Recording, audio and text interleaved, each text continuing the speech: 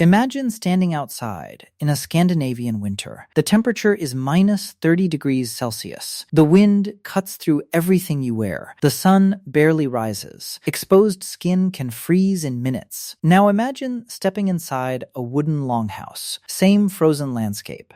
Instantly warm enough to sleep in just a wool tunic. No radiators. No gas furnaces. No electric heaters. Over 1,000 years ago, Norse settlers built cold weather survival systems with none of that. Their homes kept entire families alive. Their livestock survived. Their food lasted 6 months of Arctic darkness. How did people with no electricity outlast winters that killed careless travelers in hours? Let's uncover one of history's most underrated survival systems. Back in the 9th and 10th centuries, Norse settlers pushed into some of the harshest places on Earth. Iceland, Greenland, the far north of Scandinavia. Trees were scarce. Daylight vanished for months. One bad winter could wipe out a village. Winter wasn't a comfort problem. It was survival. Livestock froze standing up. Water turned solid in an hour. A poorly built home could kill you overnight. Instead of leaving, Norse builders engineered 2 systems. Modern architects still study them today. The first defense was the longhouse. Long, narrow, often dug halfway into the earth. Walls were built from thick timber packed with moss,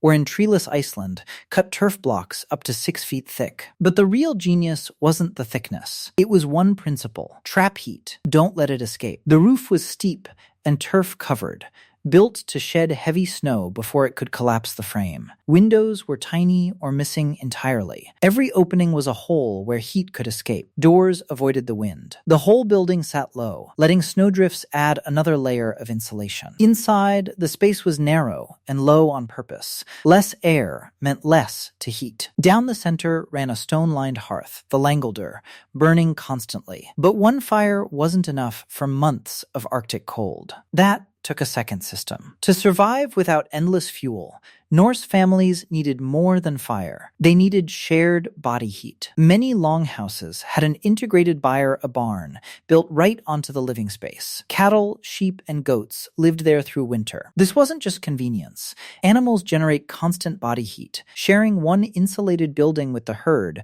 turned the animals into a heating system that ran all day, every day. Turf walls added more. They soaked up warmth during the day and released it slowly at night. Floors were packed with straw and furs, blocking the cold rising straight from frozen ground. Raised platforms lined the walls for sleeping, keeping people above the coldest air, which always sinks. Trapped heat, animal warmth, layered insulation. One complete loop. But staying warm was only half the battle. An Arctic winter doesn't just threaten cold. It threatens starvation. Nothing grows for half the year. Norse communities prepared months ahead. Fish were split open and air dried in the cold wind until they became stockfish protein dense and able to last for years. Meat was smoked, salted, or packed in barrels of whey to stop it from spoiling. Milk was churned into skyr, a cultured product that lasted far longer than raw milk. Grain, when available, was dried and rationed carefully across the darkest months. No refrigeration needed. Cold air, dry wind, and smoke